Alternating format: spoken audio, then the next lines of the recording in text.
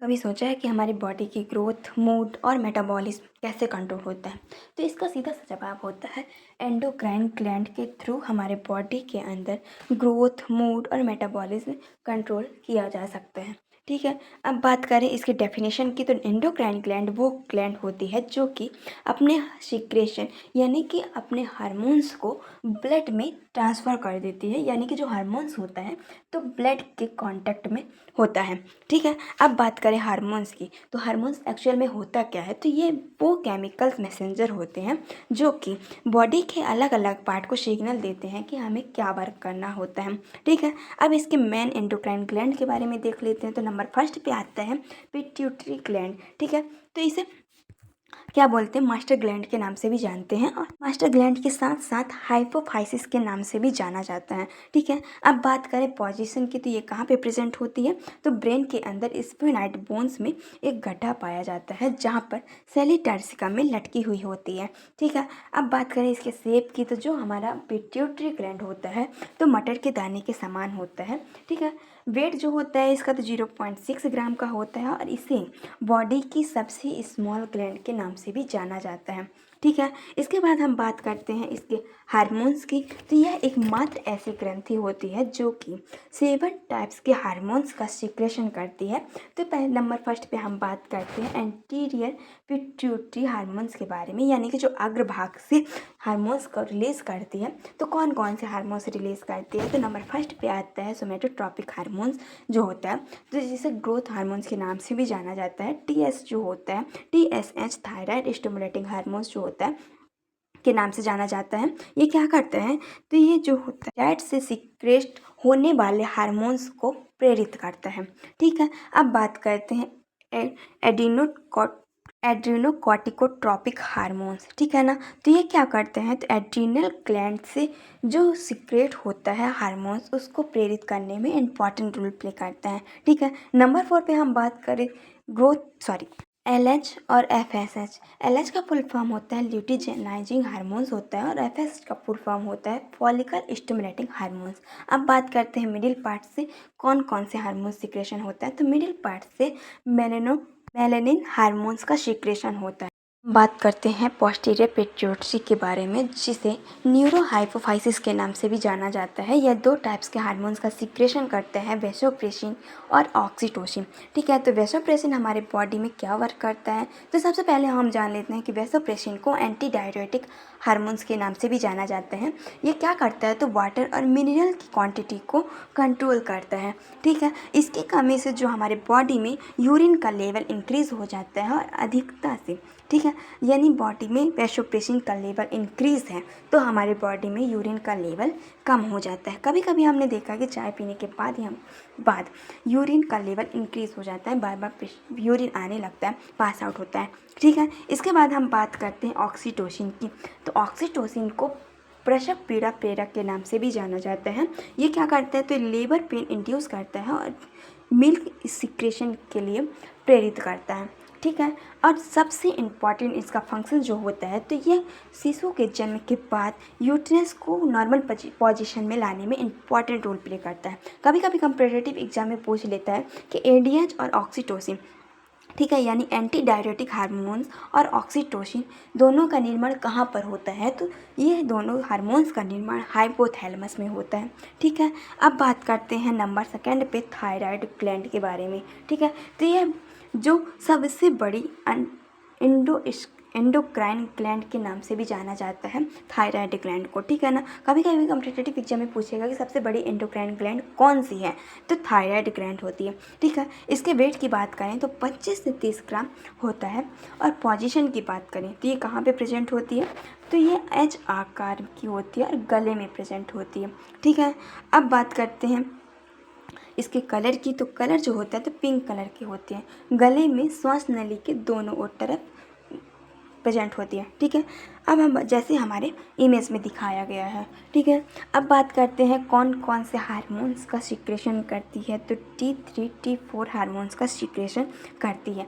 T3 का full form होता है टॉक्सिन हार्मोन्स, ये क्या करता है तो ब्लड में कैल्शियम की कॉन्सेंट्रेशन को कम करने में इम्पॉर्टेंट रोल प्ले करते हैं। और थायरॉक्सिन जो हार्मोन्स होता है तो क्या करता है तो बीएमआर को नियंत्रित करता है। बीएमआर का फुल फॉर्म होता है बेसिक मेटाबॉलिक रेट, ठीक है। ग्लूकोज के अवशोषण को बढ़ा देता है और भोजन में ऑक्सीकरण और उपापचय को नियंत्रित करता है, ठीक है। अब बात करते हैं इसकी अधिकता से, यानी कि जब हमारा हार्मोन्स थायरॉक्सिन हार्मोन्स इंक्रीज हो गया बॉडी में तो कौन कौन से हमारे बॉडी में डिसीज़ हो जाती हैं तो एक्सोपैथेल्मिक क्वाइटर की कंडीशन हो सकती है, ठीक है। बाद हम बात करते हैं पैराथायराइड के बारे में। तो पैराथायराइड जो होती है तो संख्या में 4 प्रेजेंट होती है। इसे पैराप्टू के नाम से भी जाना जाता है, ठीक है। थायराइड ग्लैंड को अपटू के नाम से भी जानते हैं और पैराथायराइड ग्लैंड को पराप्टू के नाम से भी जानते हैं, ठीक है। इसके पोजीशन की बात करें तो थायराइड ग्लैंड थायराइड के पीछे की ओर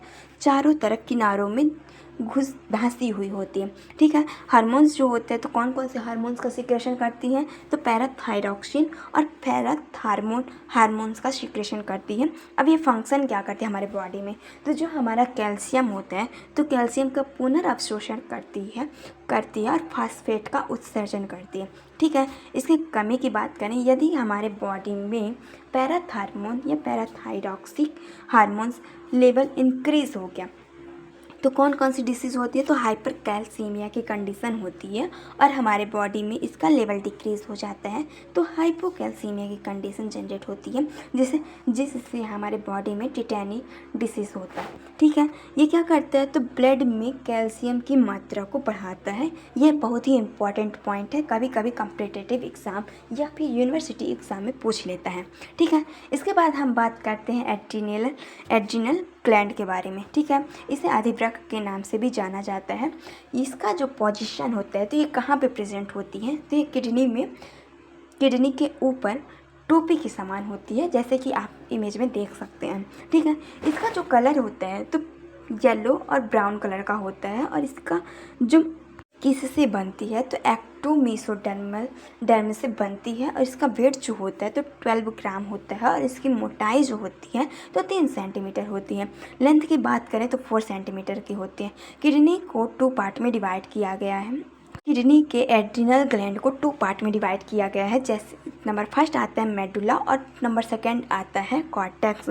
मेडुला जो होता है मेसोडर्म से होता है जो कि 10 से 20% पार्ट बनाता है और कॉर्टेक्स जो होता है एक्टोडर्म से बना हुआ होता है जिसे जो 80% पार्ट को बनाता है, ठीक है। इसके बाद बात करते हैं मेडुला से सिक्रेट होने वाले हार्मोन्स के बारे में। तो मेडुला से एड्रिनलिन हार्मोन्स का सिक्रेशन होता है और कॉर्टेक्स से मिनरलोकॉर्टिकॉइड्स, ग्लूकोकॉर्टिकॉइड्स और गैनेटोकॉर्टिकॉइड्स का निर्माण होता है, ठीक है। इसके बाद हम बात करते हैं एड्रिनलिन हार्मोन्स के बारे में, ठीक है, जो मेडुला से सिक्रेट होता है। इसे करो या मरो नाम से भी जाना जाता है, लड़ो या फिर उड़ो के नाम से भी जाना जाता है, आपातकालीन हार्मोन्स के नाम से, जीवन रक्षक गैस और भय पीड़ा क्रोध उत्तेजना स्त्रावित के नाम से भी जाना जाता है। इसके कई सारे नाम होते हैं जैसे कि 3F होता है, ठीक है। 3F का मतलब होता है फियर, फ्लाइट और फैटिक, ठीक है, यानी कि जो हमारा होता है भय, ऊंचाई, उड़ान और थकान,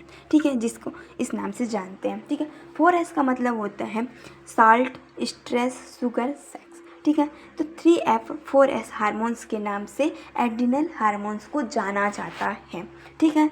सबसे इम्पॉर्टेंट पॉइंट जो होता है तो अगर प्रतिक्रिया के लिए तैयार होना और इसके लेवल इंक्रीज हो जाने पर हमारे बॉडी में कुशिंग और इडीमा की कंडीशन जनरेट होती है और इसके साथ ही हृदय की गति इंक्रीज हो जाती है। जो हृदय होता है तो अपनी इसका जो बीट होती है तो इंक्रीज हो जाती है, ठीक है। बात करें कॉर्टेक्स से तो कॉर्टेक्स जो नंबर फर्स्ट पे आता है मिनरलोकॉर्टिकॉइड हार्मोन्स का सिक्रेशन करती है जो कि खनिज लवण की मात्रा को कंट्रोल करता है और ग्लूकोज के अवशोषण को बढ़ाता है, ठीक है। अगर इसका लेवल डिक्रीज हो जाता है तो हमारे बॉडी में एडिशन की डिसीज जनरेट होती है और इसका लेवल डिक्रीज हो जाने पर मधुमेह यानी डायबिटीज़ की कंडीशन जनरेट होती है, ठीक है। इसके बाद हम बात करते हैं ग्लूकोकॉर्टिकॉइड्स के बारे में।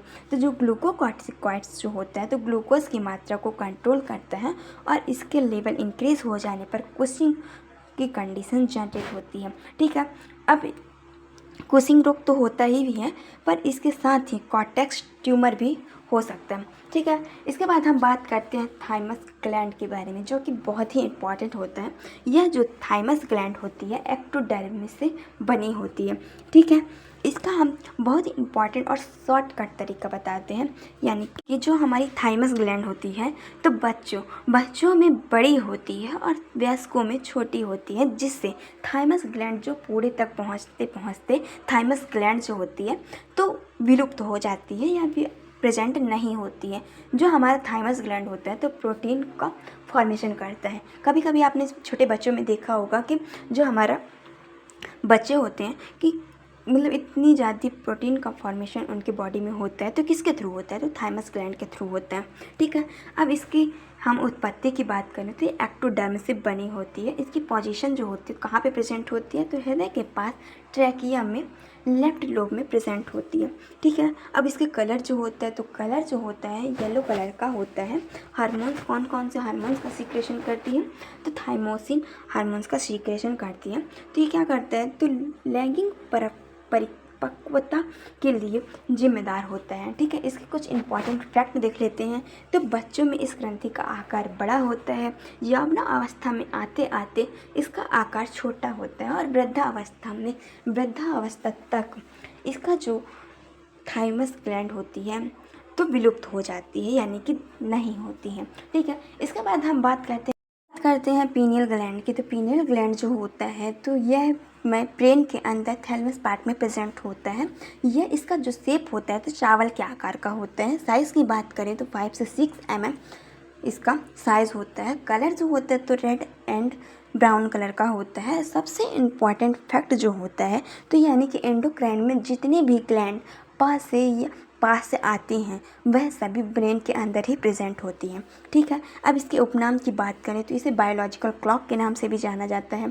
ठीक है, इसे मस्तिष्क की रेत के नाम से भी जानते हैं और तीसरी आँख के नाम से भी इसे जाना जाता है। ठीक है, 10 वर्ष की उम्र के बाद यह जो ग्लैंड होती है नहीं पाई जाती है। इसके स्थान पर इसके जगह पर कैल्शियम के कण जमा हो जाते हैं। ठीक है, कुछ इंपॉर्टेंट पॉइंट देख लेते हैं जो कि हमारे ग्लैंड्स के उपनाम कौन कौन से होते हैं। ठीक है ना, तो यह वीडियो यह पार्ट बहुत ही इंपॉर्टेंट होने वाला है, क्योंकि इस पार्ट में आपको सारे एंडोक्राइन ग्लैंड के उपनाम के बारे में जानकारी मिलेगी। ठीक है, तो नंबर फर्स्ट पे आता है पिट्यूटरी ग्लैंड। तो पीयूष ग्रंथि जो होती है इसे हाइपोफाइसिस और मास्टर ग्लैंड के नाम से भी जानते हैं।